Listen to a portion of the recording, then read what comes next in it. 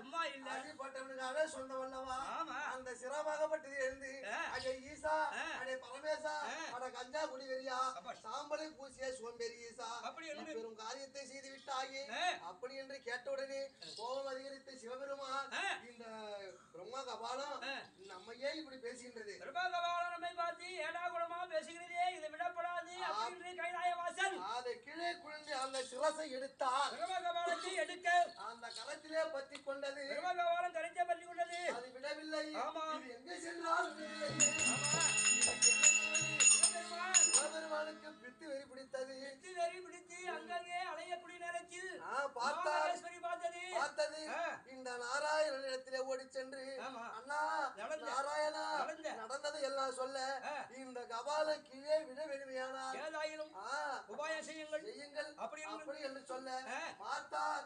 அதோ நாராயணன் தன் மார்பிலே அமர்ந்திருக்கின்றாரே அந்த லட்சுமி தேவியை அழைத்து ஓ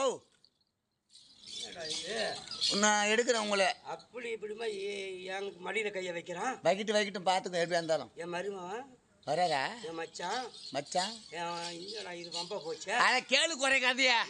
நான் என்ன செய்தனோ அதெல்லாம் அதுக்கு தான் ரெக்கார்டிங் பண்ணி வைக்கிறேன். நான் எல்லாம் தெளிவா சொல்றேன்டா. அதுக்கு தான் ரெக்கார்டிங் பண்ணி வைக்கிறேன். பொறுப்பு மகாலட்சுமி அழைத்து அதோ இருக்கும்படியான வலது கரத்தை ஒரு புறமாக அங்கே ரத்தமாக செய்து இந்த ரத்தத்திலே சாதத்தை வைத்து குதிரை சாதமாக அந்த கபாலத்திற்கு போட்ட உடனே கபாலம் கீழே இறங்கி ஓடி வந்து அந்த குதிரை சாதத்தை சாப்பிட்டதா பார்த்தது உமா பார்வதி படியளக்கும் பரமநாதனியை இந்த கொடுமை செய்த இந்த கபாலம் இது இங்க இருக்கக்கூடாது.